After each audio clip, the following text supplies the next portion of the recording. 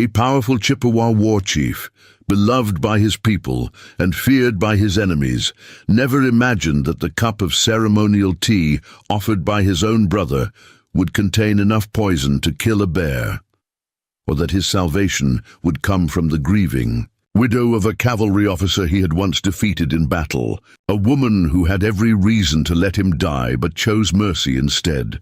The morning mist rose from Lake Superior like the breath of sleeping spirits, and Chief McCoons stood on the rocky shore watching the sun paint the water gold and crimson. At Chippewa, 32 winters, he was in his prime, tall and broad-shouldered, with intelligent dark eyes that could command respect in council or strike fear in the hearts of enemies. His name meant Little Bear in the old tongue, though there was nothing small about him now. Before we jump back in, tell us where you're tuning in from, and if this story touches you, make sure you're subscribed, because tomorrow I've saved something extra special for you. The birch-bark canoes of his people dotted the shoreline, returning with the season's final harvest of wild rice, their hulls heavy with the grain that would sustain the Gull Lake Band through the coming winter. This was the time of year McCoons loved most. The maples blazed red and orange across the hills of northern Minnesota. The air carried the scent of wood smoke and drying fish, and his people moved with the contentment that came from abundance. Children's laughter echoed from the village as they played among the wigwams, their voices mixing with the rhythmic pounding of women processing rice and the steady scraping of men preparing winter tools. The Gull Lake Band had known peace for 3 full seasons under his leadership, their territory secure, their relations with neighboring tribes stable, their food stores full. McCoons had inherited leadership at 28, when his father, Chief Ogichida, fell defending their lands from encroaching settlers. But where his father had ruled through strength and tradition alone, McCoons combined the old ways with careful diplomacy. He spoke fluent English and French alongside his native Ojibwe, understood the white man's laws well enough to navigate their treaties, and had managed to keep most of their ancestral lands intact when other bands were being forced onto distant reservations. His reputation extended far beyond their territory. Other chiefs sought his counsel, young warriors requested training under him, and even white officials grudgingly respected his intelligence and integrity. The success hadn't come without cost. McCoons carried the weight of constant vigilance, knowing that one misstep could bring soldiers or land-hungry settlers flooding into their territory. He slept lightly, always listening for the runner's footsteps that might bring news of trouble. His broad hands bore scars from countless battles defending their people, and grey had begun threading through his black hair despite his relatively young age. But the responsibility was one he bore gladly, seeing it as his sacred duty to preserve their way of life for future generations. This particular morning held special significance. The harvest moon ceremony would begin at sunset, marking not just the completion of their rice gathering, but also McCoons' 5th anniversary as chief. The celebration would last 3 days, with feasting, dancing, storytelling, and the renewal of sacred bonds that held their community together. Delegations from friendly bands were already arriving. The Leech Lake people with their beautiful beadwork, the Mila Lax Band with their renowned singers, families from White Earth carrying gifts of maple sugar and ceremonial sage. As McCoons walked back toward the village, he felt a deep satisfaction that had nothing to do with pride and everything to do with love. These people, every elder sharing wisdom by the fires, every mother teaching her daughter to weave, every young man learning to read the subtle signs of weather and seasons, were his responsibility and his joy. He had kept them safe, kept them together, kept their traditions alive in a world that seemed determined to erase both. The sound of approaching footsteps made him turn. His younger brother Migitsi approached with the easy stride of a born warrior, his face bright with anticipation for the coming celebration. At 28, Migizi possessed all the physical gifts that made a great war chief: speed, strength, and the reflexes of a hunting cat. His name meant eagle, and like his namesake, he could strike with devastating precision, where Macoons was thoughtful and diplomatic.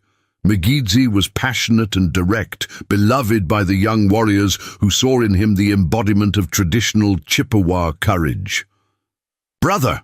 Migizi called out, his voice carrying the warmth of shared childhood memories. "The councils from the other bands are asking when you'll address them. They're eager to hear your thoughts on the white soldiers' movements near Crow Wing." Macoons nodded, his expression growing serious. Reports had been filtering in for weeks about increased military activity to the south. Not an immediate threat, but something that required careful attention. The delicate balance he'd maintained between resistance and accommodation could shift quickly if federal policies changed or if some incident inflamed tensions between Indians and whites. "Tell them we'll council tomorrow morning, after the opening." "Ceremonies," Macoons replied. "Tonight should be for celebration, not worry." Migizi's face showed a flicker of something, impatience perhaps, or frustration. "The young men think we should be making stronger alliances now, before trouble comes. They look at what happened to the Dakota bands and wonder if we're being too cautious." The reference hung heavy between them. Just 7 years earlier, the Dakota Uprising had convulsed Minnesota, ending in mass executions and the exile of entire tribes. Macoons had walked a careful line during that crisis, offering quiet assistance to Dakota refugees while avoiding any actions that might provoke retaliation against his own people. It had been the right choice. The Gull Lake Band survived intact, while others were scattered to the winds, but some, especially among the younger warriors, saw it as cowardice rather than wisdom. "Caution has kept our people alive and free," Macoons said quietly. "Sometimes the greatest courage is knowing when not to fight." "And sometimes," Migizi replied, his voice carrying an edge, "caution becomes another word for surrender." The words stung because they echoed doubts that plagued Macoon's own thoughts during sleepless nights. Was he preserving their way of life or merely delaying its inevitable destruction? Were his careful negotiations buying time for his people to adapt, or simply postponing a reckoning that would come regardless? But he pushed these uncertainties aside, as he always did. A leader's doubts were luxuries his people couldn't afford. "We'll speak of this tomorrow," Macoons said with finality.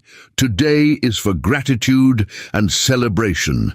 Migizi nodded, but his eyes held a distance that hadn't been there before.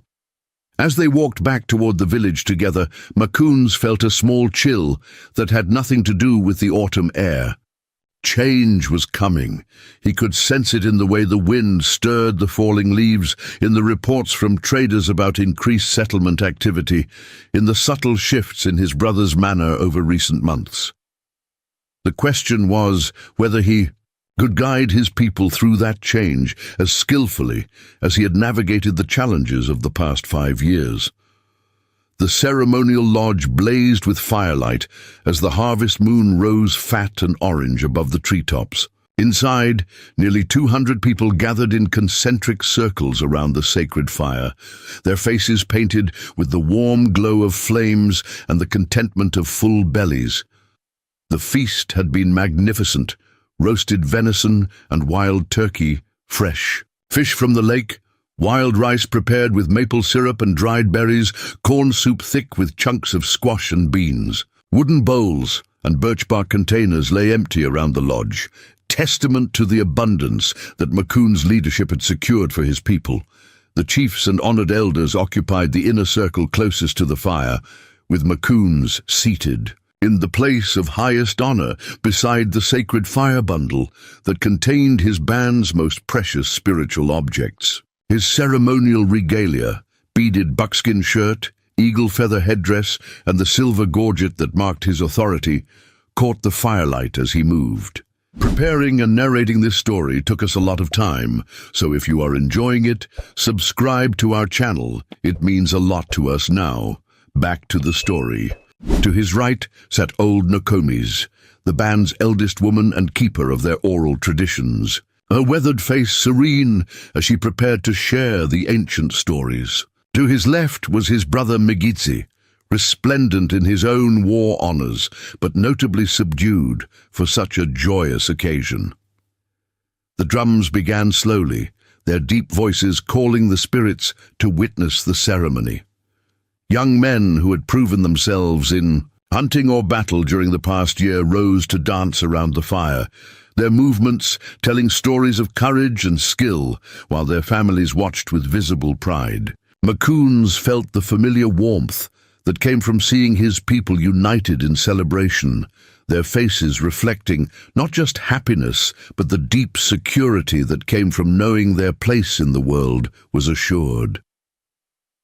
As the night progressed, various speakers rose to offer gratitude for the harvest, to honor ancestors who had passed to the spirit world, and to invoke blessings for the coming winter. When Macoon's turn came, he stood with the natural grace that had always marked his public appearances, his voice carrying easily to every corner of the lodge. "My relatives," he began using the traditional address that emphasized their kinship bonds, "we gather under the harvest moon as our people have done since the beginning of time. We are blessed with full stores for winter, with peace in our territory, with children who grow strong in the old ways. But our greatest blessing is each other, the bonds that make us one people, one family, one heart beating in many bodies." The crowd murmured approval, but Macoons noticed that Megidzi remained motionless, his eyes fixed on the fire rather than his brother's face. Something cold touched Macoon's heart, but he continued his address, speaking of their responsibility to preserve their culture for future generations and to meet the challenges ahead with the same unity that had brought them safely through past difficulties. When the formal speeches ended, the celebration became more relaxed. People moved freely around the lodge, sharing stories and laughter, renewing friendships with visitors from other bands, discussing the small dramas and joys of daily life. Children who had managed to stay awake this long curled up against their parents, lulled by the warmth and the steady rhythm of conversation. It was then that Megidzi approached his brother with a ceremonial cup carved from a buffalo horn, its surface polished to a deep gleam and decorated with silver inlay work that caught the firelight. The cup was a family heirloom, passed down from their grandfather and traditionally used only for the most sacred occasions. "Brother," Megidzi said, his voice carrying what seemed like genuine warmth, "I want to honor you with the grandfathers. Your cup, you've led us through 5 good years, and tonight I drink to 5 more. Macoons felt a rush of relief and affection. Perhaps he had misread his brother's recent distance. Perhaps the tension he'd sensed was nothing more than the normal stress that came before important gatherings. He accepted the horn cup, noting that it was filled with a special tea brewed from herbs that grew only in certain sacred places, a blend their grandmother had taught them to prepare for the most important ceremonies. "My brother," Macoons replied, raising the cup toward Megidzi, "your words warm my heart. Together we'll lead our people through whatever comes." He drank deeply, tasting the familiar bitter-sweet flavor of the ceremonial herbs, feeling the warmth spread through his chest. The tea was stronger than usual, with an undertone he didn't recognize, but ceremonial preparations often varied depending on which elder had gathered and prepared the sacred plants. He drained the cup completely, as tradition required, and handed it back to Megidzi with a smile. "Thank you, brother. The grandfather would be proud to see his sons united in service to the people." Megidzi's response was a smile that didn't quite reach his eyes. But before Macoons could analyze that expression, a group of young warriors approached to ask his opinion on some matter of hunting protocol. And the moment passed. The celebration continued around them, voices and laughter weaving together with the soft crackling of the fire and the distant sound of nightbirds calling across the lake. But within an hour, McCoons began to feel wrong. It started as a subtle nausea, easily attributed to the rich feast food and the warm, smoky air of the lodge. Then came waves of dizziness that made the faces around him blur and waver like reflections in disturbed water. His hands began to tremble, slightly, and a cold sweat broke out on his forehead despite the fire's heat. "Are you well, my chief?" asked Nokomis, her ancient eyes sharp with concern as she noticed his pallor. "Just tired," McCoons managed, though speaking required more effort than it should have. "It's been a long day, but the symptoms worsened rapidly.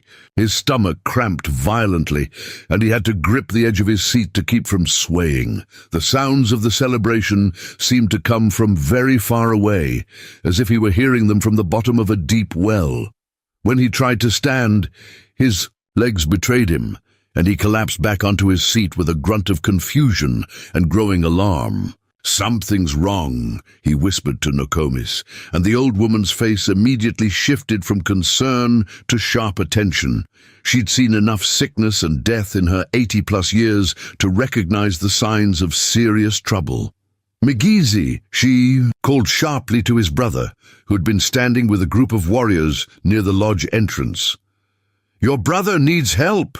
Migizi hurried over, his face a mask of concern that would have been convincing to anyone who didn't know him intimately. But McCoons, even through his growing delirium, caught something in his brother's eyes. Not surprise, but the kind of watchful attention that suggested he'd been expecting this moment. "What's happening to him?" Migizi asked Nokomis, kneeling beside McCoon's seat and placing a hand on his brother's shoulder with apparent care. "Poison," the old woman said bluntly, her voice cutting through the noise of the celebration like a knife. The word seemed to hang in the air for a heartbeat. Then the lodge erupted in concerned voices and people pressing closer to see what was happening to their chief.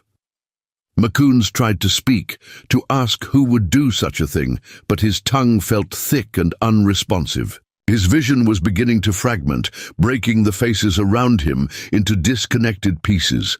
Through the growing haze, he heard Migizi's voice, strong and clear, taking command of the situation.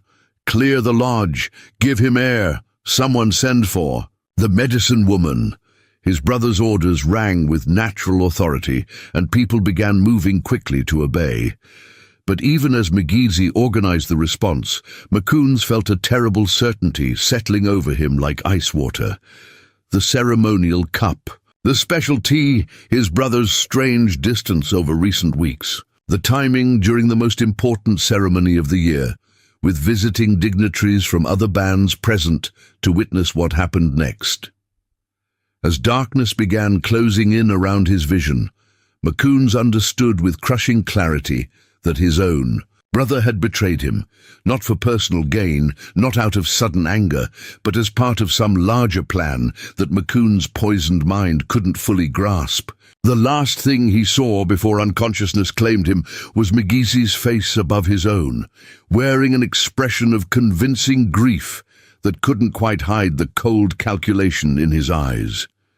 The celebration ended in chaos and fear, but for McCoons, the world simply went black, carrying with it everything he had built and everyone he had sworn to protect.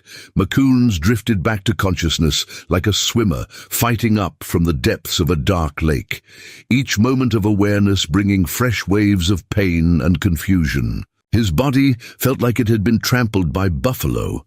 Every muscle ached, his stomach churned with the aftermath of violent purging, and his head pounded with a rhythm that matched his labored heartbeat. But worse than the physical agony was the growing realization that he was no longer in the ceremonial lodge, no longer surrounded by his people, no longer in any place that felt like home.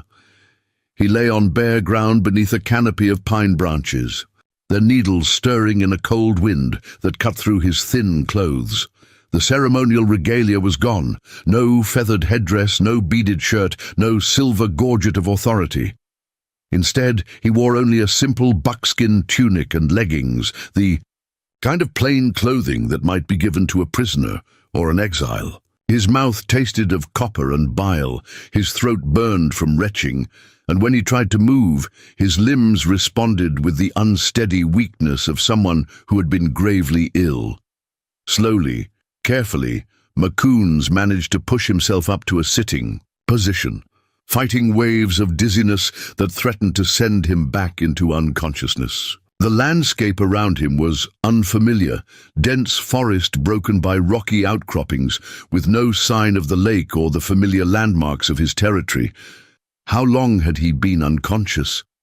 How far had they brought him?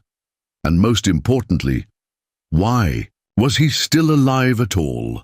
The sound of approaching footsteps made him tense, though his weakened condition offered little hope of defending himself. Through the trees came McGeezy, no longer wearing the face of a concerned brother, but showing his true expression, cold, calculating, and touched with what might have been regret, but was certainly not remorse. "You're awake," McGeezy said, stopping, just outside of arm's reach. He carried himself with the bearing of a leader now, standing straighter, his voice carrying new authority. "I wasn't certain the dose would allow that." "Why?"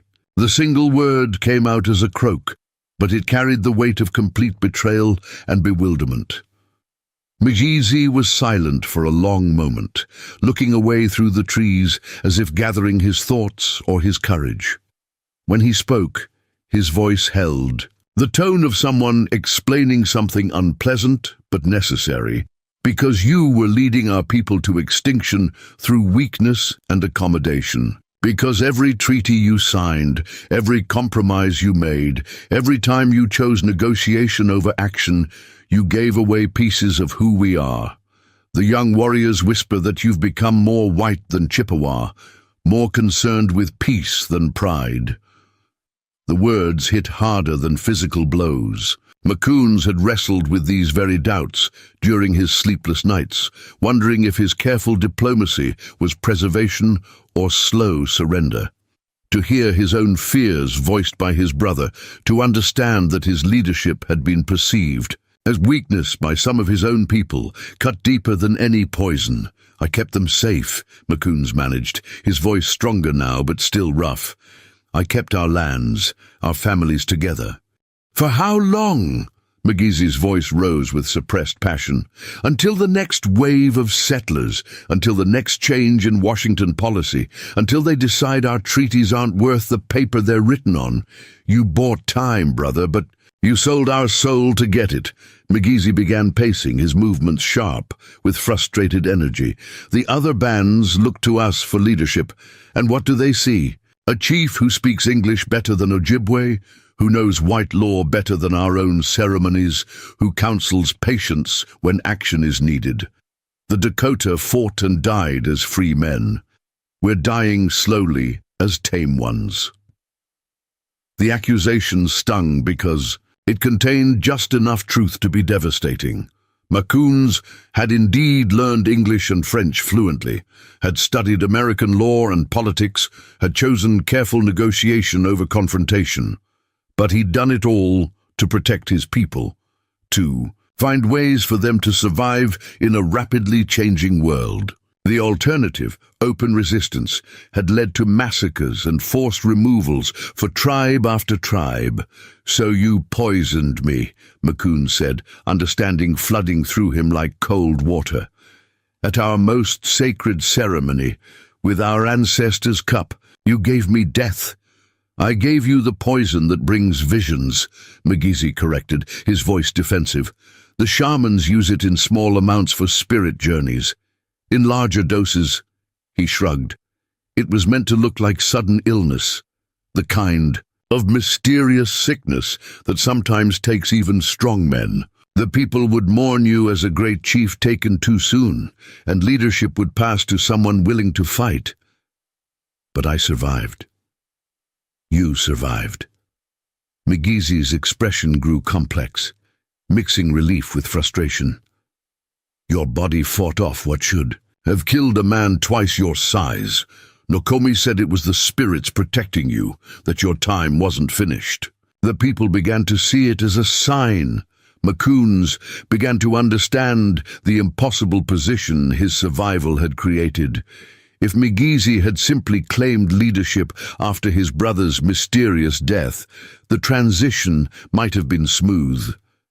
But a chief who survived obvious poisoning, who had apparently been protected by spiritual forces, couldn't simply be replaced. The people would ask questions, would demand explanations, would expect their preserved leader to resume his duties. So instead of a martyr, you have a witness, Macoon said quietly. I have a problem. Migizi stopped pacing and faced his brother directly. If you return to the village, you'll tell them what happened. The people will demand justice, and even those who support my vision for stronger leadership won't follow. A brother killer. But if you simply disappear, then I become a different kind of martyr. The great chief who vanished mysteriously, whose memory will overshadow anything you accomplish. Migizi nodded grimly. You always were too intelligent for your own good. They stared at each other across the growing darkness, two brothers whose paths had diverged so completely that one had tried to murder the other for the good of their people. Macoons felt a profound sadness that went beyond personal betrayal to encompass the tragedy of their entire situation. Here they were, both men who loved their people, both trying to ensure their survival, yet driven to this because they couldn't agree on how salvation should look. What happens now? Macoons asked. Now you disappear, Migizi said, his voice carrying finality. Not dead, just gone. Lost in the wilderness while weak from your mysterious illness. It's not uncommon for sick men to wander off in delirium and never be found. The people will search for a while, but eventually they'll accept that the spirits called you to some other purpose, and you'll lead them into war. I'll lead them to die with dignity instead of living as pets. Migizi's voice carried absolute conviction. The whites are going to take everything eventually. At least my way, our children will remember that their fathers were warriors, not supplicants. Macoons tried to stand and discovered that his legs would barely support his weight. The poison had done permanent damage, leaving him weak as a newborn deer. Even if he could somehow make it back to the village, he was in no condition to resume leadership or to challenge his brother's version of events. You can't leave me here to die, he said, not pleading but stating a fact. That would still make you a brother killer. I'm leaving you food and water for 3 days, Migizi replied, gesturing toward a small bundle near the base of a pine tree. What happens after that is between you and the spirits. If they want you to live, they'll provide a way. If not, he shrugged. It was a cruel solution that allowed Migizi to avoid direct murder while virtually ensuring his brother's death. A man weakened by poison, alone in unfamiliar wilderness with minimal supplies, had little chance of survival. Yet it preserved the fiction that Macoon's fate was in the hands of spiritual forces rather than human treachery. The people deserve better than either of us, Macoon said quietly, settling back against the tree trunk as exhaustion overwhelmed him again. Perhaps, Migizi agreed. But we're what they have. His brother turned to leave, then paused and looked back one final time.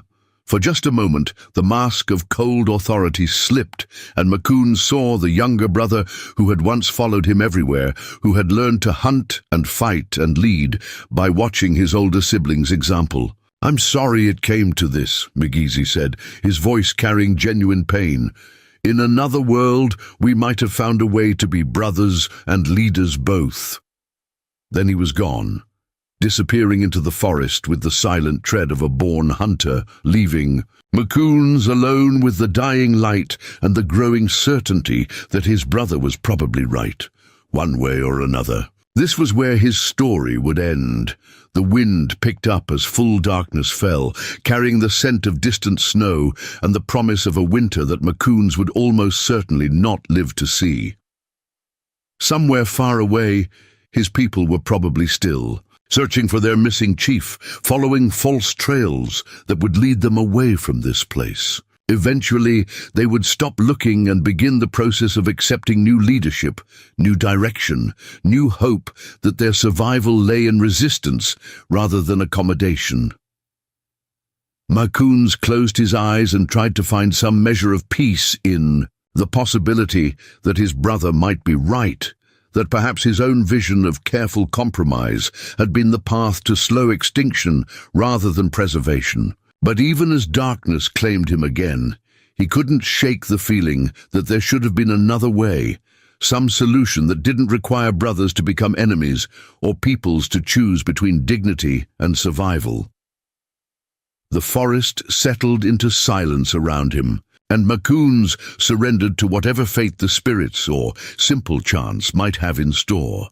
The October morning broke grey and bitter over the Minnesota frontier, frost silvering the grass around the isolated cabin that sat like a lonely sentinel.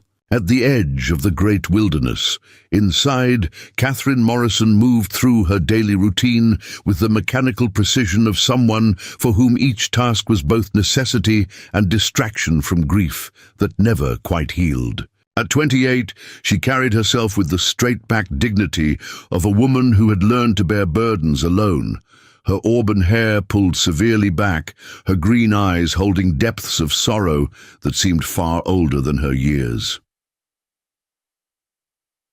The cabin itself told the story of dreams abandoned and life reduced to mere survival.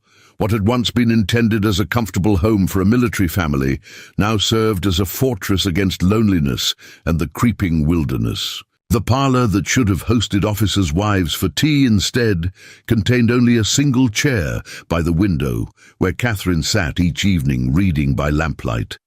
The bedroom that should have echoed with children's laughter remained achingly empty, furnished only with memories of the husband who would never return and the children who had never come. Catherine had been married to Captain James Morrison for 6 years when the Dakota Uprising changed everything. James had been a good man, patient, gentle, devoted to his young wife and committed to his duty of protecting frontier settlements. Unlike many of his fellow officers, he had treated the local Indians with respect, learning enough Ojibwe to communicate directly rather than relying on interpreters, and had genuinely believed that peace between whites and natives was possible through mutual understanding and fair dealing. But when violence erupted across southern Minnesota in 1862, Captain Morrison found himself commanding a company tasked with pursuing hostile bands and protecting terrified settlers. The moral complexities that had always troubled him became impossible contradictions.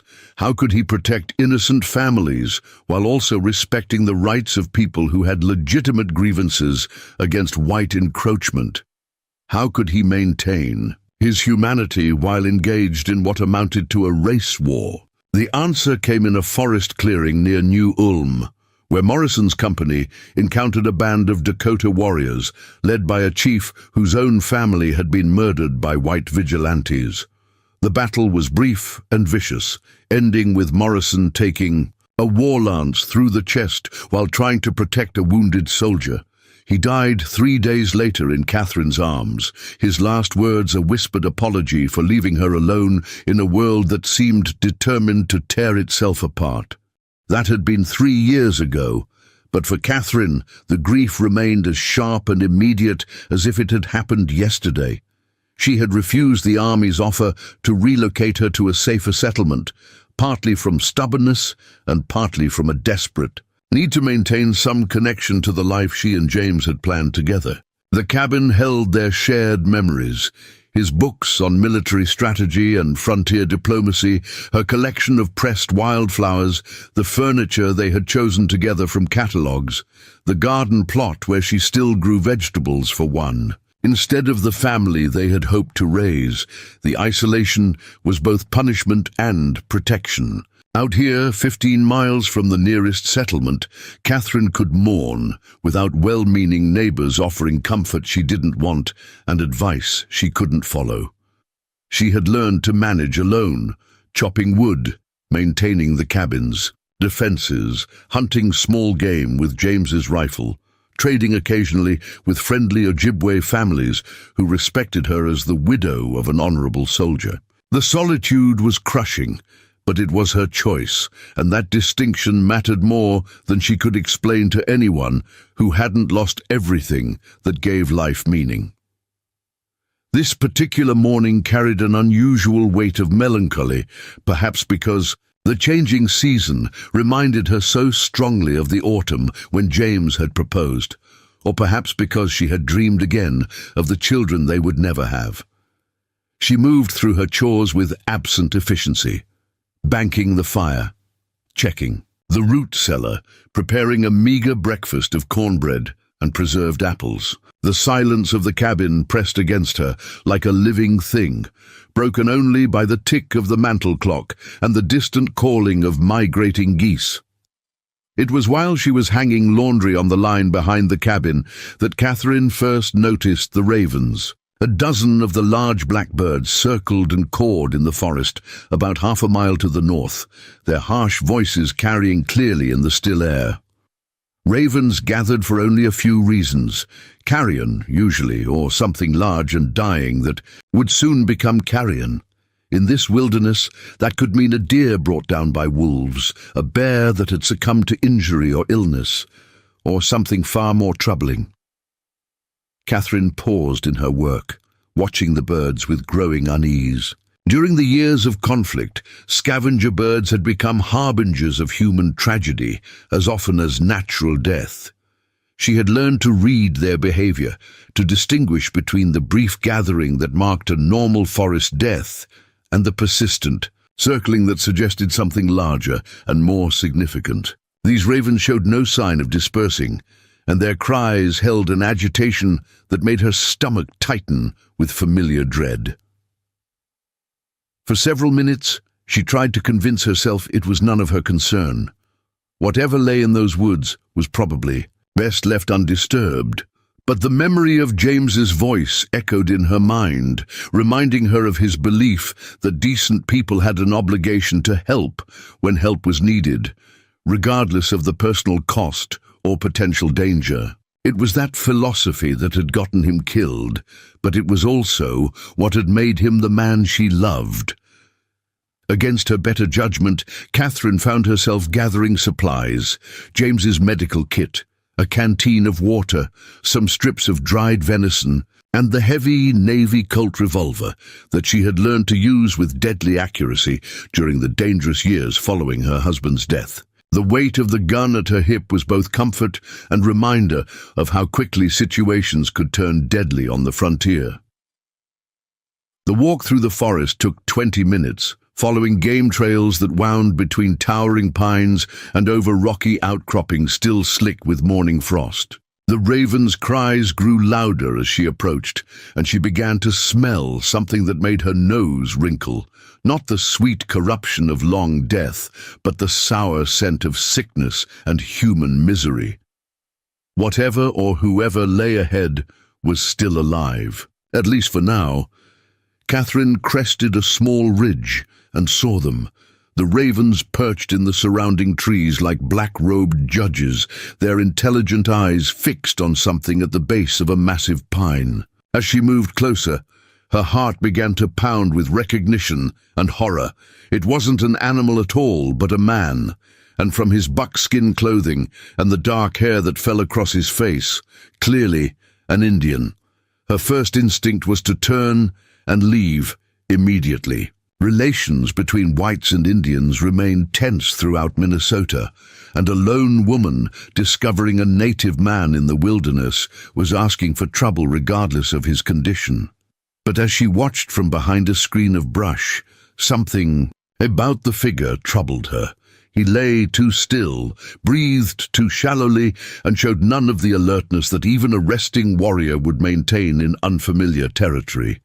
Catherine spent several long minutes observing before she was certain that the man was unconscious or nearly so, his body racked with what appeared to be fever or the aftermath of serious illness. A small pile of supplies, food, water, basic gear, lay nearby, but they had clearly been untouched for at least a day. Whatever had brought him to this place, he was in no condition to threaten anyone. The smart thing would be to leave him to whatever fate had brought him here. Catherine had no obligation to help, and plenty of reasons to avoid any involvement with Indians, friendly or otherwise. But as she watched the ravens growing bolder, hopping closer to the unconscious figure, she found herself remembering not just James's voice, but her own conscience. 3 years of grief and isolation had hardened her in many ways, but they hadn't destroyed the fundamental decency that her parents had instilled and that her husband had cherished. This was a human being in desperate need, and whatever else he might be, warrior, father, threat, or victim, that humanity demanded acknowledgement. Catherine approached with the careful steps of someone who had learned that survival often depended on reading situations correctly before committing to action. The unconscious man showed no response to her presence, even when she deliberately stepped on a dry branch that cracked loudly in the forest silence. Up close, she could see that he was desperately ill. His skin had the waxy pallor of someone fighting fever. His breathing was shallow and irregular, and dark circles under his eyes spoke of pain and exhaustion that went beyond simple fatigue. But what struck her most forcefully was his face. Even unconscious and ravaged by illness, it held a dignity and intelligence that commanded respect. This was no common warrior or young brave proving himself in raids. The lines around his eyes spoke of someone accustomed to responsibility and decision-making, while the careful grooming of his hair and the quality of his buckskin clothing suggested a person of status within his tribe.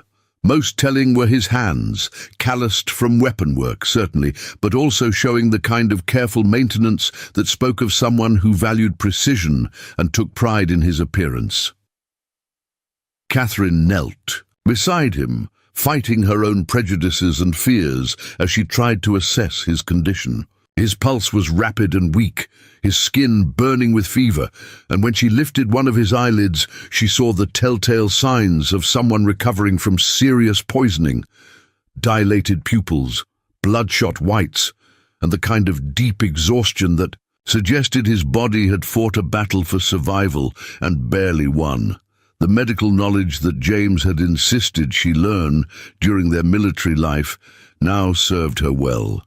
She had seen men poisoned before, sometimes accidentally by bad food or contaminated water, sometimes deliberately by enemies who preferred subtlety to open violence. This man showed all the classic signs of someone who had ingested a significant amount of plant-based toxins and was now dealing with the aftermath.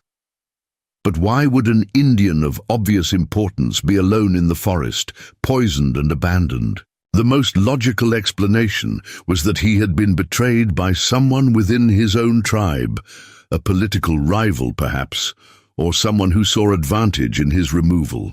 Such internal conflicts were not uncommon among the various bands, especially during times of external pressure from white settlement and military action.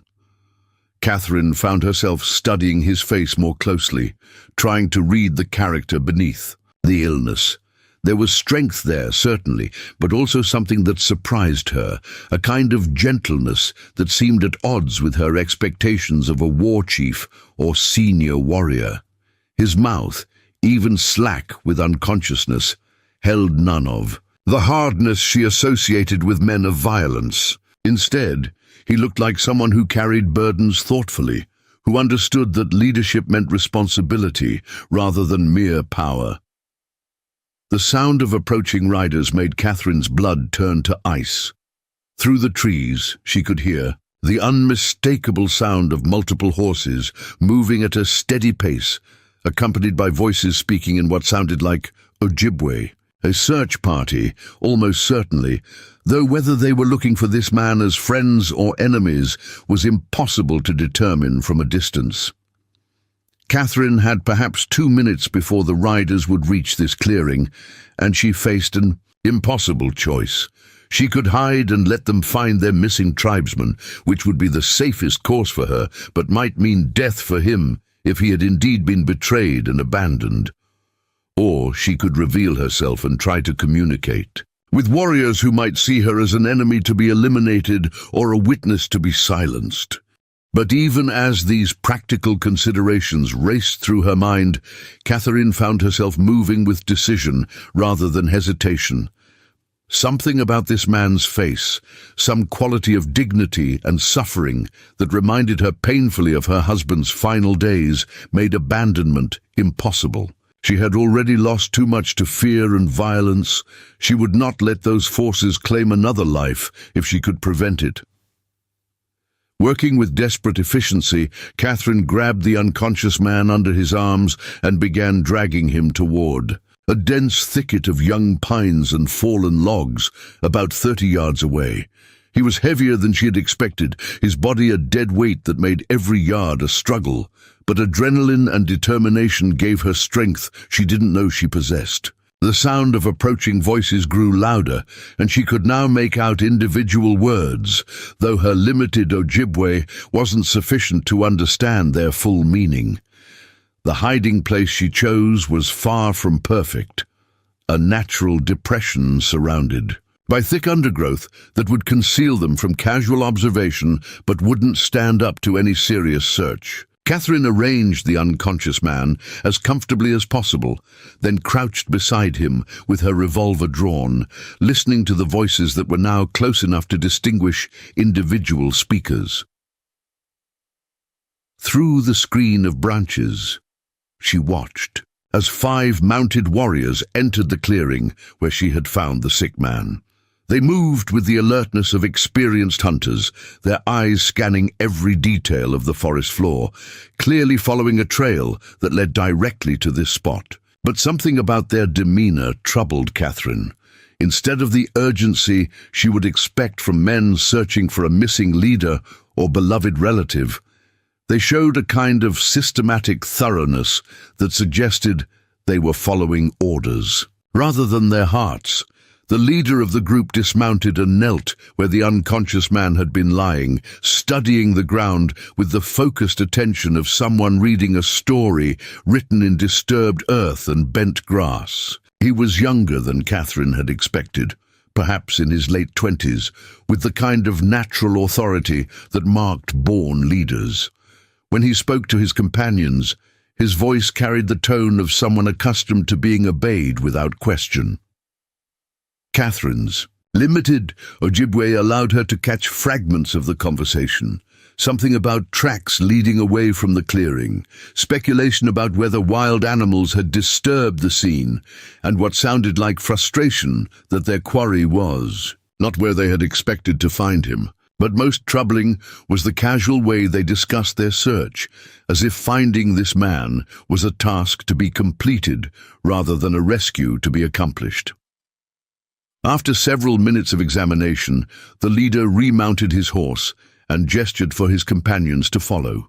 They rode off in the direction of Catherine's cabin, clearly intending to expand their search in ever-widening circles until they found what they were looking for.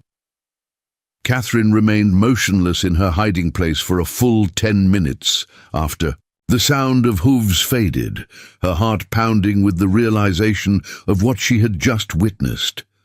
These men were not friends searching for a missing companion. They were hunters tracking prey, and their methodical approach suggested they had been ordered to find this man and finish whatever had been started with the poisoning. By hiding him, Catherine had not just saved his life temporarily, she had placed herself directly in opposition to people who would kill to keep their secrets. When she finally felt safe enough to check on her unconscious charge, Catherine found that he had begun to stir slightly, his eyelids fluttering and his breathing becoming more regular. The fever still burned in his skin, but some deep survival instinct seemed to be pulling him back from the edge of death. She wetted her handkerchief with water from her canteen and began to bathe his face, speaking softly in English, without really thinking about whether he could understand her. "Easy now," she murmured, her voice automatically taking on the soothing tone she had used with James during his final illness. "You're safe for the moment, but we need to get you somewhere more secure. Those men will be back, and next time, they'll search more thoroughly." To her surprise, the man's eyes opened at the sound of her voice, focusing on her face with an effort that clearly cost him dearly. For a moment, confusion dominated his expression.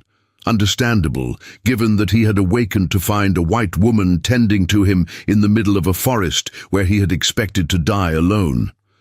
But as awareness returned, Catherine saw something in his eyes that surprised her. Not fear or hostility, but a kind of weary gratitude that suggested he understood exactly how desperate his situation had become. He tried to speak, but only managed a hoarse whisper that she couldn't understand. Catherine held the canteen to his lips, letting him drink slowly while she considered her limited options. Her cabin was the closest secure shelter, but taking him there would make her a target for whoever was hunting him. Leaving him here would mean certain death when the search party returned. The choice, when she really examined it, wasn't a choice at all. "Can you travel?" she asked, speaking slowly and clearly in case he understood some English. "We need to move before those men come back." The man nodded slightly, though the effort clearly exhausted him. With Catherine's help, he managed to sit up, though his hands shook with weakness and his face went grey with the strain. Whatever poison had nearly killed him had left him with barely enough strength to remain conscious, let alone walk through forest terrain to reach her cabin. Catherine found herself calculating distances and possibilities with the kind of cold practicality that 3 years of frontier life had taught her. The cabin was almost 2 miles away through difficult terrain, and this man was in no condition for such a journey. But the alternatives were worse. Staying here meant discovery and death, while any other shelter was even further away. "We'll take it slowly," she told him, supporting his weight as he struggled to stand. "One step at a time, and we'll rest when we need to. The important thing is to get you away from this place before they come back looking." As they began their painful journey through the forest, Catherine found herself wondering what she had gotten herself into. 3 years of careful isolation, of avoiding entanglements that might complicate her grief or threaten her safety, and now she was risking everything for a man whose name she didn't even know. But James's voice seemed to whisper in her memory, reminding her that some choices defined who you were more than where you ended up. Behind them, the ravens settled back into the trees to wait, their intelligent eyes watching the strange pair disappear into the wilderness, carrying with them a secret that would change both their lives in ways neither could possibly imagine. The trek back to Catherine's cabin became a nightmare of endurance that tested both their physical limits and their ability to trust a complete stranger. The unconscious man, who had managed to whisper that his name was McCoons during one of their brief rests, could barely maintain his footing for more than a few minutes at a time. His body, still recovering from the massive trauma of poisoning, trembled with weakness, and Catherine found herself supporting most of his weight as they navigated the treacherous forest terrain. What should have been a 40-minute walk stretched into 3 hours of careful progress, with frequent stops to rest and Catherine's constant vigilance for signs of the returning search party. She had chosen a route that avoided the main game trails, instead following the rocky stream beds and dense thickets where their passage would leave fewer tracks. But this caution came at the cost of even more difficult terrain, forcing them to climb over fallen logs and navigate around impenetrable brambles, while McCoons fought simply to remain conscious. During their third rest stop, as Macoons lay gasping against the trunk of a massive oak tree, Catherine found herself really looking at him for the first time since discovering him in the forest. The man was clearly someone of importance. His buckskin clothing, while plain, was expertly crafted and decorated with the kind of subtle beadwork that spoke of high status. More telling were his hands, which showed the calluses of someone skilled in both warfare and craftsmanship, and his bearing, which remained dignified even in extremity. But what struck Catherine most forcefully was the expression in his eyes when he looked at her.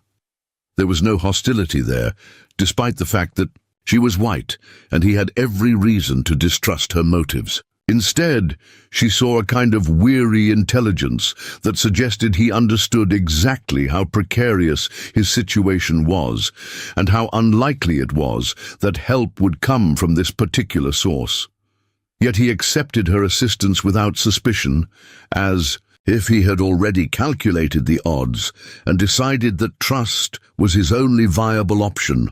Why were they hunting you? Catherine asked during one of their longer rest periods, speaking slowly and clearly, in case his English was limited. Macoons was quiet for so long that she thought he might not have understood the question.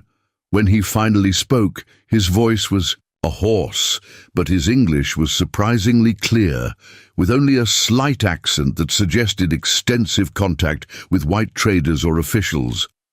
"My brother," he said simply, the two words carrying a weight of betrayal and sorrow that needed no further explanation. Catherine felt her heart clench with unexpected sympathy. Family betrayal was a pain she understood all too well, having lost contact with her own siblings after they made it clear that her refusal to remarry and return to civilized society was an embarrassment they preferred to ignore. But what Macoons had suffered went far beyond social disapproval. His own brother had tried to murder him. "He poisoned you," she said. Not really a question. Macoons nodded slowly. "During our most sacred ceremony, with our grandfather's cup." The bitterness in his voice spoke of spiritual violation as much as personal betrayal. As they resumed their painful journey, Catherine found herself piecing together the probable sequence of events. Macoons was clearly a leader of some kind, a chief most likely, given his age and obvious authority. His brother had attempted to eliminate him, probably as part of a bid for power, using poison during a religious ceremony to make the death appear natural. But Macoons had survived, creating a problem that could only be solved by his permanent disappearance. The searchers they had avoided were probably loyal to the brother, tasked with ensuring that Macoons never returned to tell his story. It was a tale as old as human civilization.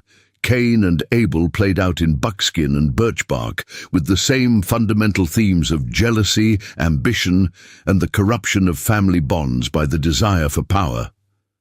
When they finally reached the clearing around Catherine's cabin, both were near collapse. Macoons had used the last of his strength in a final push through the dense woods surrounding her property, while Catherine's arms ached from supporting his weight, and her nerves were frayed from constant watching for pursuit. The sight of her modest home, small, isolated but secure and familiar, brought a rush of relief so intense it was almost overwhelming. Getting Macoons inside proved to be another challenge. The cabin's single step might as well have been a mountain in his current condition, and Catherine had to use every technique she had learned, from helping wounded soldiers to maneuver him through the doorway and onto the narrow bed in the cabin's main room. By the time she had him settled, both were exhausted beyond the capacity for further effort. Catherine banked the fire in the stone fireplace and began the process of making her unexpected guest as comfortable as possible. She had maintained James's medical supplies with obsessive care, and now they served a purpose she had never anticipated.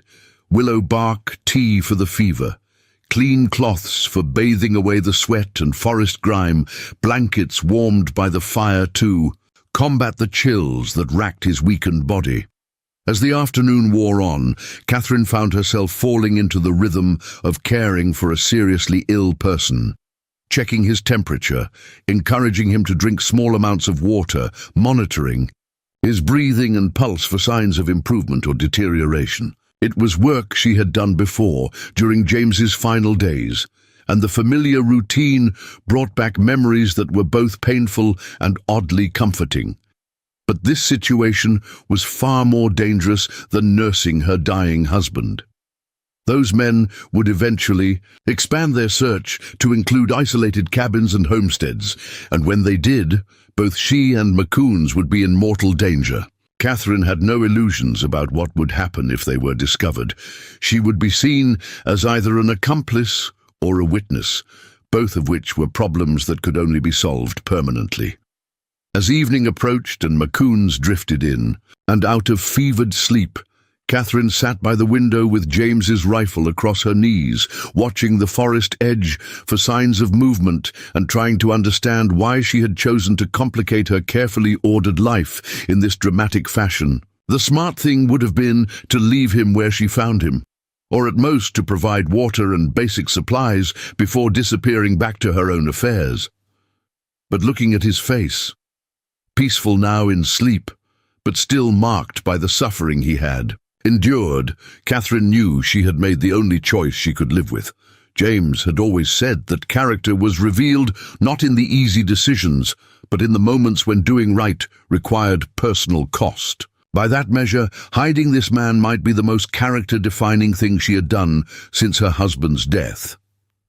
Outside, the forest settled into its evening rhythm, and somewhere in that darkness, men with weapons were searching for the person who now lay helpless in her care. Catherine checked the loads in her revolver and settled in for what might be a very long night, wondering if her decision to help a stranger would prove to be the last choice she would ever make. The third day of McCoon's recovery brought the first real test of the fragile sanctuary Catherine had created. His fever had broken during the night, leaving him weak but lucid, and for the first time since she had found him, he was truly aware of his surroundings and the enormous risk his presence posed to his rescuer. Catherine woke to find him sitting up in bed, his dark eyes taking in every detail of the cabin with the careful assessment of someone trained to evaluate both opportunities and threats. "You should not have brought me here," he said quietly when he noticed she was awake. His voice was stronger now, carrying the natural authority that marked him as a leader, but also weighted with genuine concern. "When they find me, they will kill you too." Catherine was brewing coffee over the fire, a luxury she allowed herself only occasionally, but which seemed appropriate for this first real conversation with her unexpected guest. She poured 2 cups and handed him one, noting how his hands, steady now despite his weakness, accepted the gesture with formal grace. "They have to find you first," she replied, settling into the chair beside the bed. "And I've gotten quite good at staying invisible when I need to." McCoons studied her face with the intensity of someone trying to read character and motivation in features that belonged to a people he had every reason to distrust. Catherine met his gaze directly, neither challenging nor submissive, but with the straightforward honesty that had always been her way of dealing with difficult situations. "You are the widow of a soldier," he said finally. It wasn't a question. Something in her bearing, perhaps, or the military precision with which she had organized the cabin's defenses, had revealed her background. "Captain James Morrison, killed at New Ulm 3 years ago." Catherine's voice remained steady, but McCoons caught the slight tightening around her eyes that spoke of grief still raw despite the passage of time. "I knew of him. A man who tried to treat our people with honor, even when honor was not required." McCoon set down his coffee cup and looked directly at her. "I am sorry for your loss." The simple words carried more weight than elaborate condolences might have, and Catherine felt something shift inside her chest. Not healing exactly, but a recognition that her pain was understood by someone who had no obligation to care about her suffering. "He would have done what I did," she said quietly, "found you, helped you, regardless of the danger." He believed decent people had duties to each other that went beyond tribe or uniform. They fell into silence then, but it was not the awkward quiet of strangers, uncertain how to proceed. Instead, it carried the weight of mutual recognition. 2. People who had lost much and understood that survival sometimes required trusting those who should be enemies. Over the following days, an unusual partnership began to develop. McCoon's was too weak for physical labor, but his mind remained sharp, and he began contributing to their mutual security in ways that surprised Catherine. He taught her to read subtle signs in the forest around the cabin, which bird calls indicated normal activity and which suggested human intrusion, how to distinguish between the tracks of animals and those of men trying to move unseen, the way wind patterns could carry scents that warned of approaching danger. In return, Catherine shared practical knowledge that came from years of frontier life. She showed him how she had modified the cabin's defenses, including firing positions that covered all approaches and supply caches hidden throughout the property. She explained the network of signals she had developed with the few friendly neighbors. Within a day's ride, and the escape route she had planned for various types of emergencies, but perhaps most significantly, they began to communicate in ways that transcended language. McCoon's possessed an intuitive understanding of mechanical things that fascinated Catherine. He could repair her temperamental clock without tools, adjust the cabin's ventilation system to burn wood more efficiently, and improve the action on her rifle with techniques learned from traditional weapon making. Catherine, in turn, demonstrated skills that impressed him, her ability to preserve food for extended storage, her knowledge of medicinal plants, and her talent for creating useful items from materials that others would discard.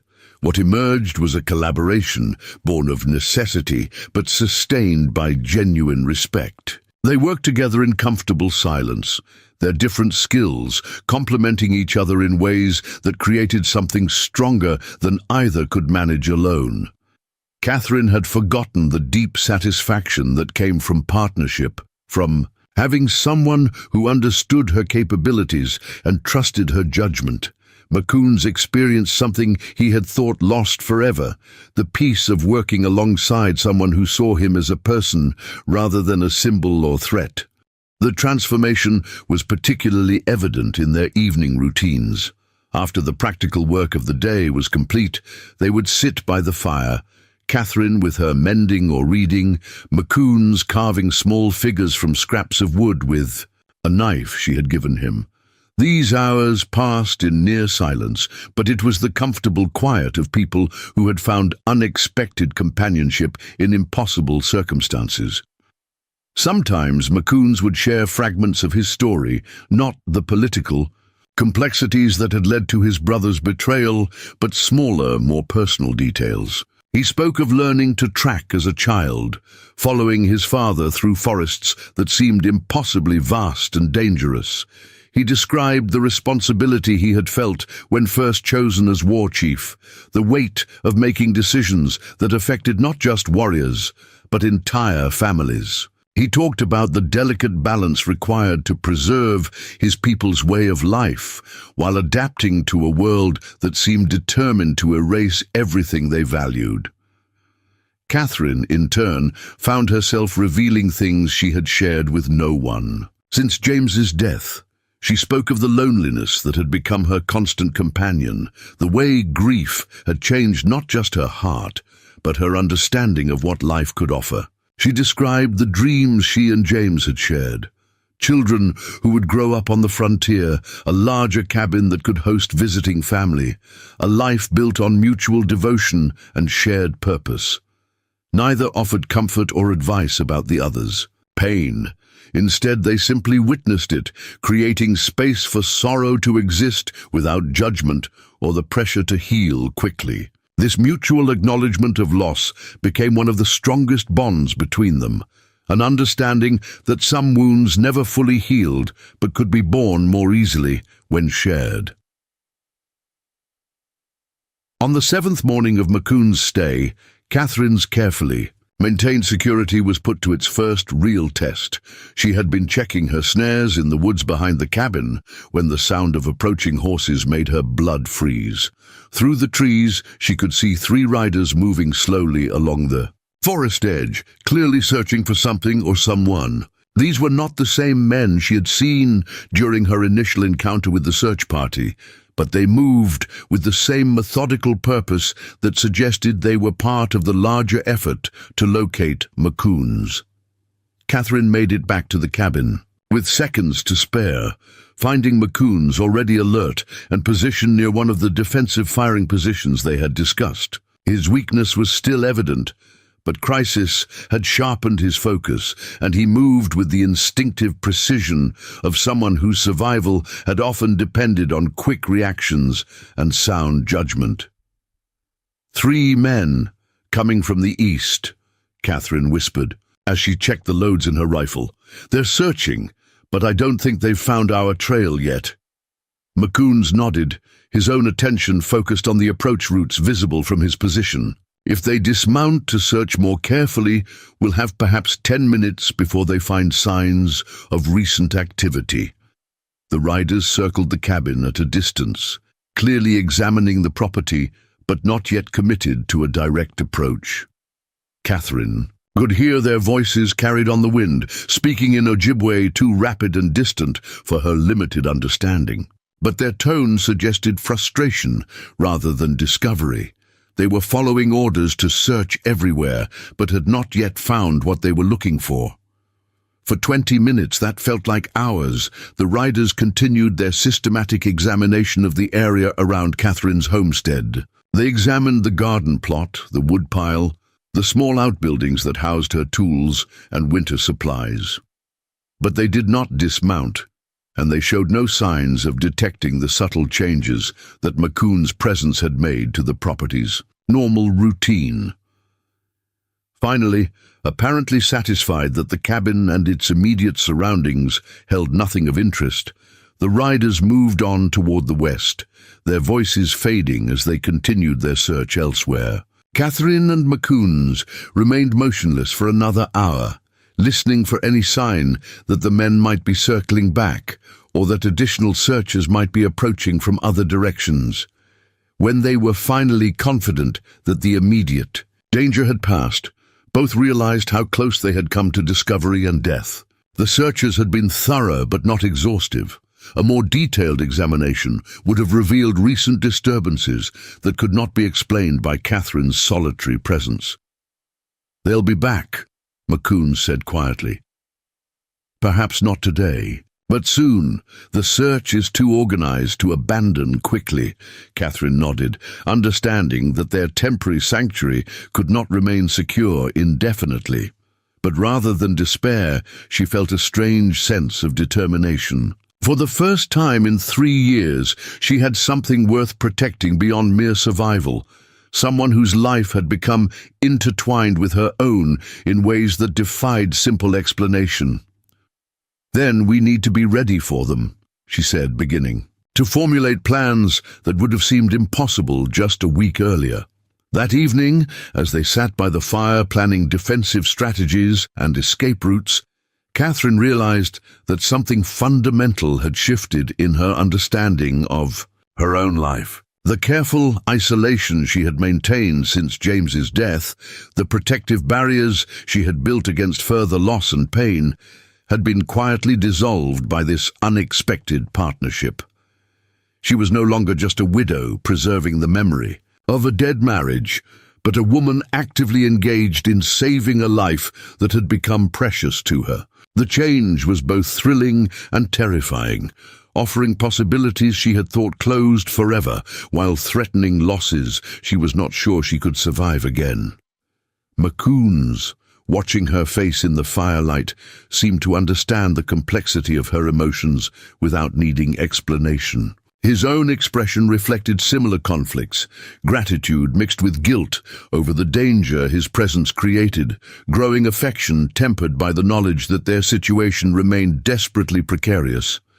Neither spoke of these deeper currents, but both understood that they had passed some invisible boundary, beyond which retreat was no longer possible. Whatever came next, discovery, escape, separation, or something else entirely, they would face it as partners rather than strangers, bound together by choices that had revealed character neither had fully understood before.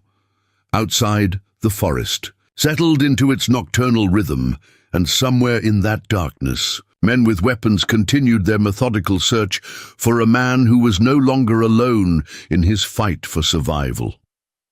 2 weeks after that first close encounter with the search party, Catherine's world shattered with the arrival of visitors she had both expected and dreaded. The morning had begun like any other. Macoon splitting kindling behind the cabin while she tended to her vegetable garden, when the forest suddenly fell silent in the way that meant predators were near. But these predators rode horses and carried the confidence of men who had finally found what they had been seeking for so long. Migizi emerged from the tree line like a figure from Catherine's darkest imaginings about what this confrontation would look like, even at a distance.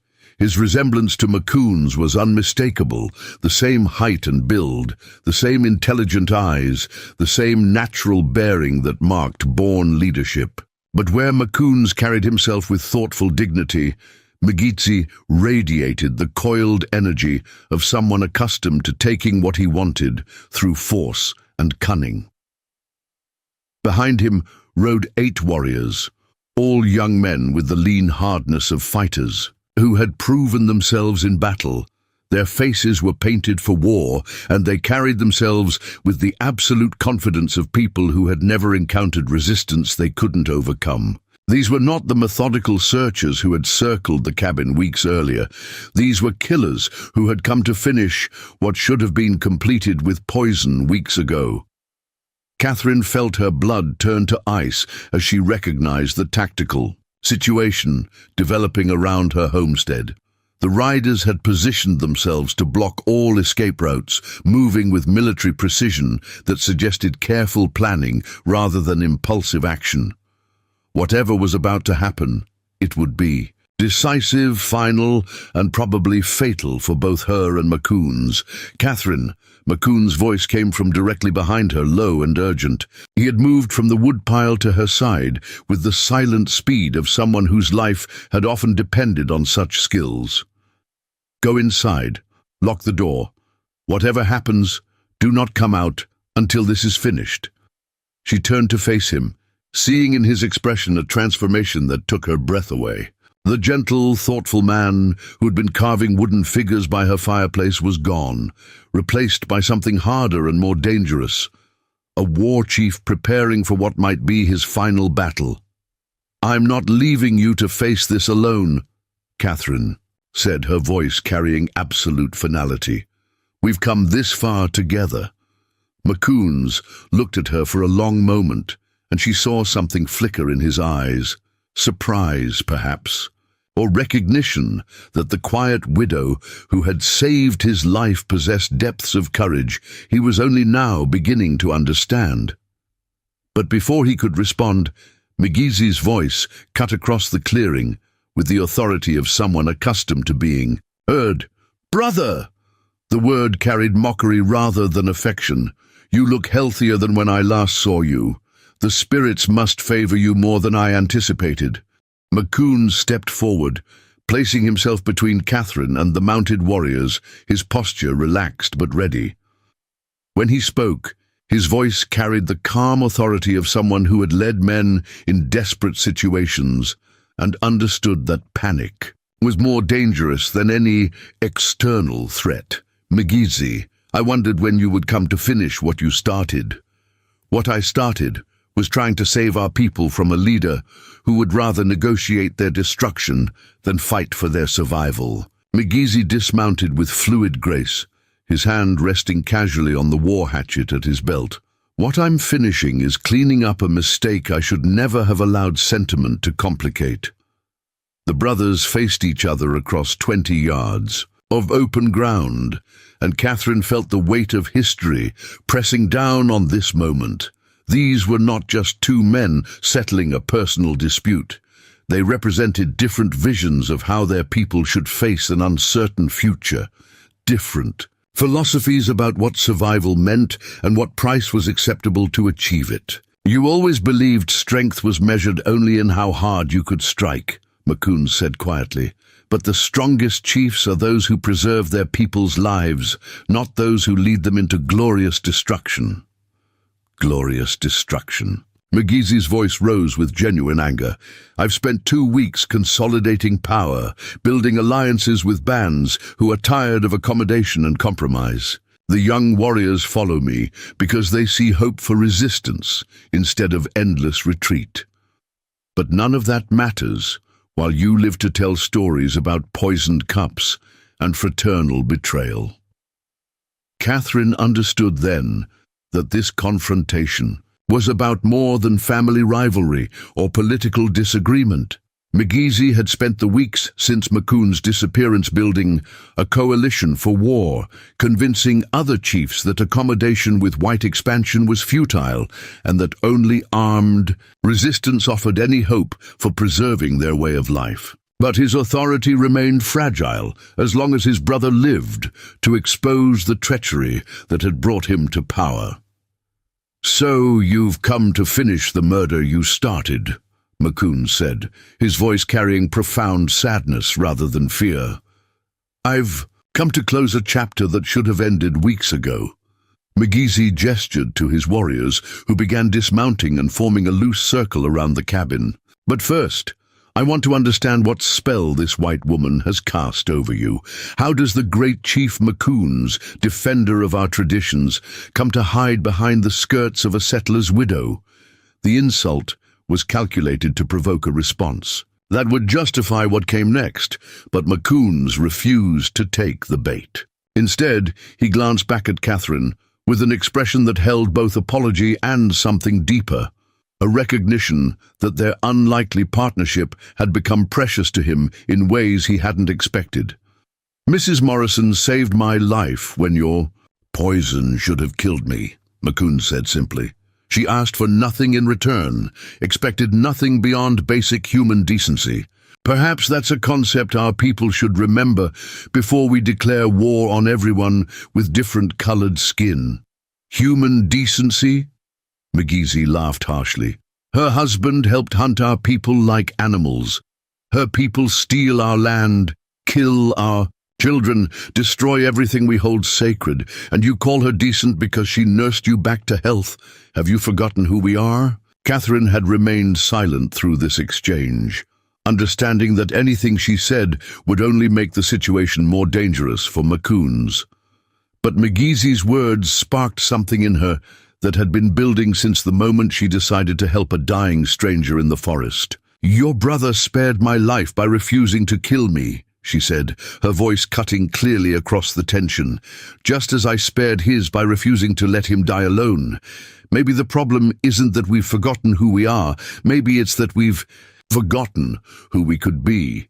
Magizi stared at her with the kind of focused attention that suggested he was seeing her clearly for the first time. His expression shifted from contempt to something more complex. Surprise at her directness, calculation about how her presence complicated his plans, and perhaps a grudging recognition that she possessed more courage than he had expected from a civilian woman.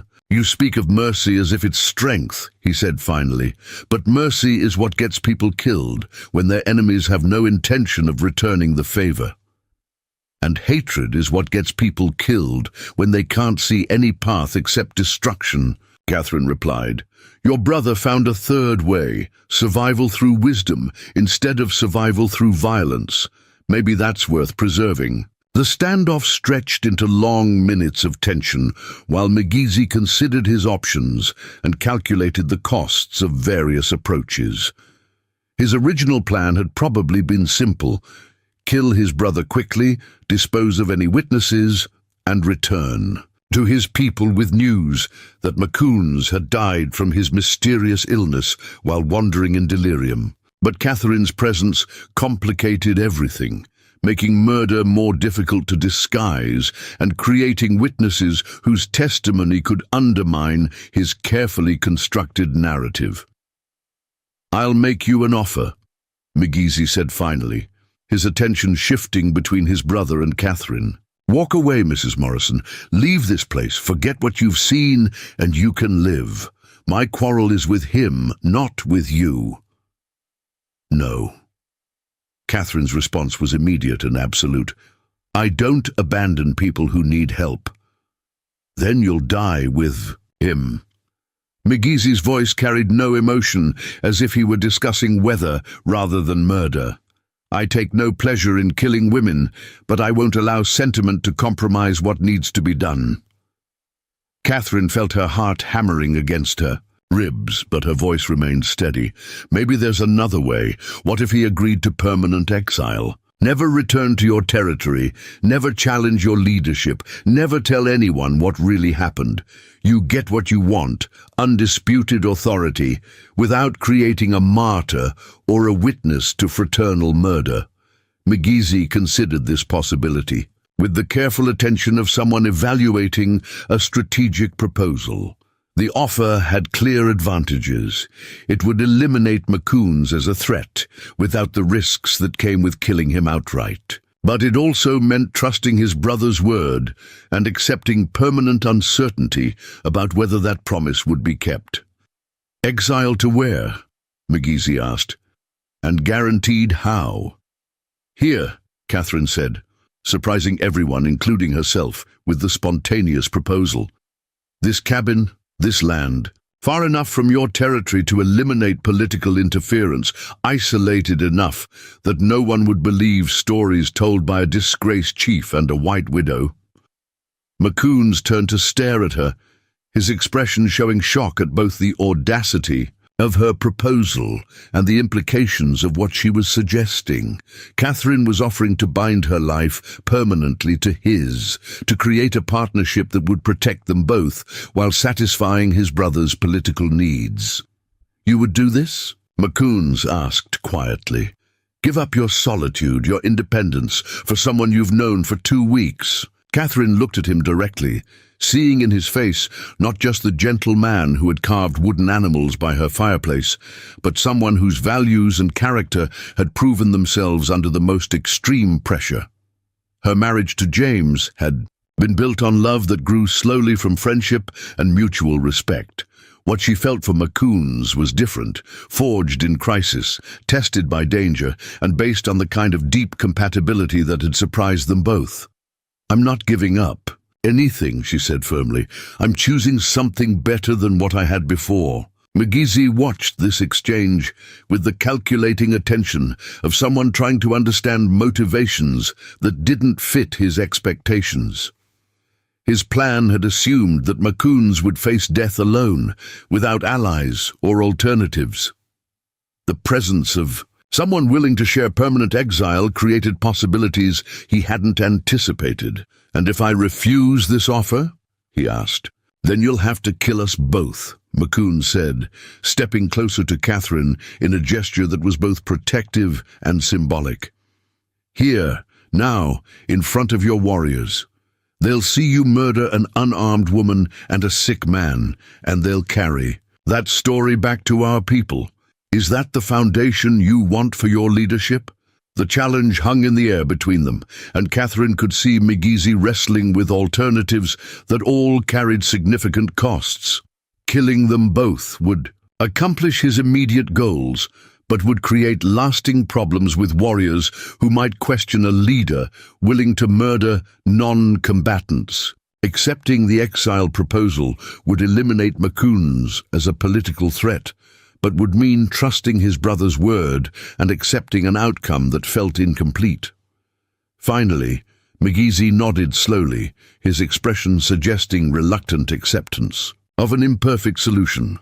Permanent exile, no contact with our people, no interference in tribal politics, no spreading of stories that could undermine legitimate authority. break these conditions, and I'll hunt you down personally." "Agreed," Macoun said simply.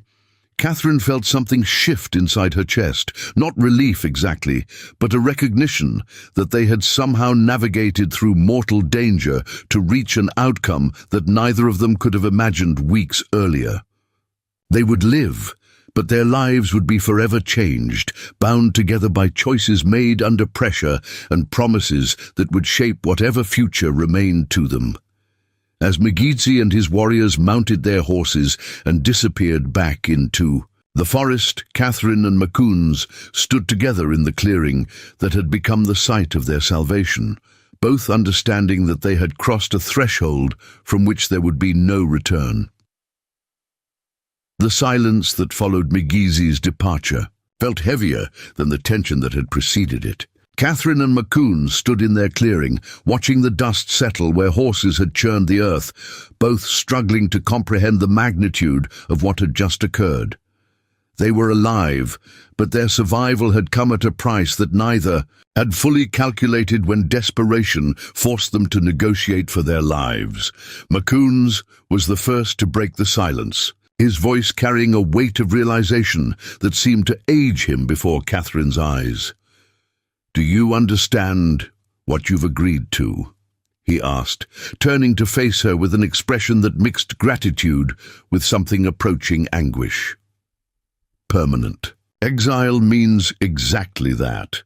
No return, no reconciliation, no hope of ever seeing my people again.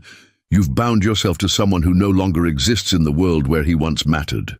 Catherine studied his face, seeing there not just the immediate shock of losing everything that had defined his identity, but the deeper terror of a man who understood that his entire sense of purpose had been stripped away in a single conversation. For 32 years, Macoun had been chief of the Gull Lake Band, protector of his people, keeper of their traditions, bridge between the old ways and the uncertain future. Now he was simply a man with no tribe, no authority, no role except whatever he could create in this isolated corner of the wilderness.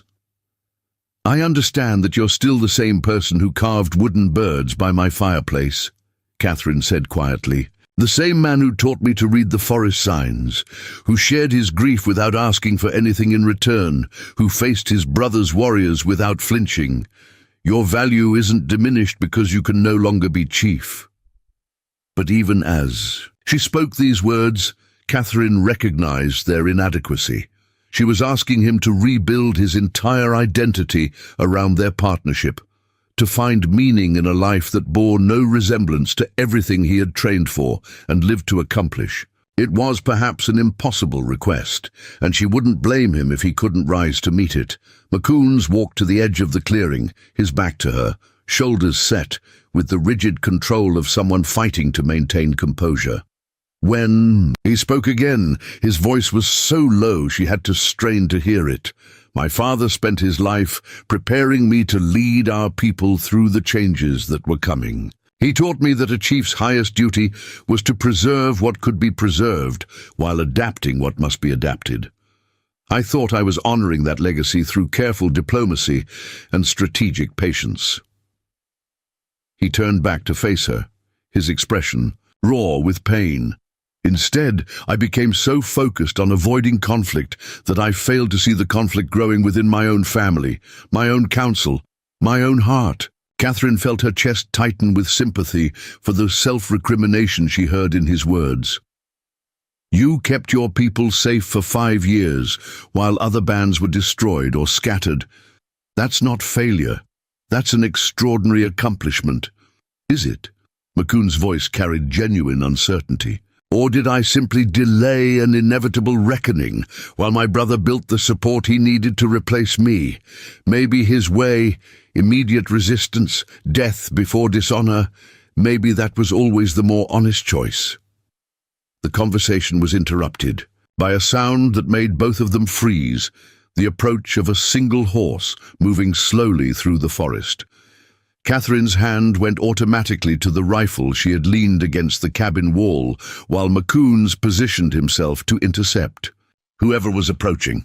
But instead of armed warriors, a lone figure emerged from the trees, an elderly woman whose dignified bearing and elaborate beadwork marked her as someone of high status within the tribe. Catherine recognized her immediately. This was Nokomis, the elder who had been sitting beside Macoons during the harvest ceremony, the keeper of tribal traditions whose word carried weight that transcended political factions. Her presence here, alone and apparently unarmed, suggested something far more complex than a simple continuation of Migizi's hunt. "Grandmother," Macoon said, using the formal address that showed respect rather than claiming kinship. "This is dangerous for you. If my brother learns you came here, your brother sent me," Nokomis interrupted, dismounting with the careful movements of advanced age. "He has a message that could not be entrusted to warriors or spoken in the presence of the young men who now follow him." Catherine and Macoons exchanged glances, both recognizing that this development changed everything about their understanding of the morning's events. If Migizi had planned this visit, if he had deliberately chosen to send the tribe's most respected elder as his messenger, then the negotiation they thought they had concluded was actually more complex than either had realized. "Speak your message, grandmother," Macoon said formally. Nokomis studied both of them carefully before responding, her ancient eyes taking in details that younger people might miss, the way they stood close enough to offer mutual support, the protective instincts that had become natural between them, the evidence of partnership that went beyond mere convenience or temporary alliance. "The young men who follow Migizi burn for war," she said finally. "They speak of driving the whites from all our lands, of returning to the old ways when our people were feared by all enemies. They have the passion that comes from righteous anger, but they lack the wisdom that comes from understanding consequences." She paused, letting this assessment settle before continuing. "Your brother knows this. He sees their eagerness for battle and recognizes that leading them into war will likely mean leading them to destruction. But he also knows that their anger cannot be contained indefinitely. It will find expression somehow, whether through wise leadership or foolish rebellion." Catherine began to understand where this conversation was leading, and the implications made her stomach tighten with apprehension. "He wants something from us," she said. "He wants to preserve the possibility of survival," Nokomis replied. "Not just for himself, but for our people. Your exile removes you as a political threat, but it also preserves you as a potential alternative, if his leadership proves insufficient for the challenges ahead." Macoons stared at the elderly woman, processing implications that carried both hope and terrible responsibility. "He's keeping me in reserve," he said slowly. "A deposed chief who could be recalled if his approach to resistance fails, and the people need someone with experience in accommodation and diplomacy. The young warriors would never accept such a plan," Nokomis acknowledged. "They see you as weak, as someone who betrayed our traditions through excessive cooperation with whites. But if they suffer enough defeats, if enough of them die in futile battles, the survivors might become willing to consider alternatives they would reject today." Catherine felt a chill that had nothing to do with the autumn air. "So our exile isn't really permanent. It's conditional, lasting only until your people have suffered enough to want different leadership." "Perhaps," Nokomis said. "Or perhaps Migizi will prove wiser than his young followers expect, finding ways to resist white expansion without triggering the kind of massive retaliation that has destroyed other tribes. In that case, your exile would indeed be permanent but honorable, the price paid to avoid civil war within our band." The three of them stood in silence, each contemplating the complexity of a situation that offered no clear paths and no guaranteed outcomes. Macoons would spend the rest of his life in a kind of political limbo, neither fully exiled nor truly free, always aware that his people's suffering might summon him back to responsibilities he was no longer certain he wanted to resume. That evening, as they sat by the fire that had become the center of their shared domestic life, Catherine and McCoons finally confronted the emotional reality of what they had committed to that morning.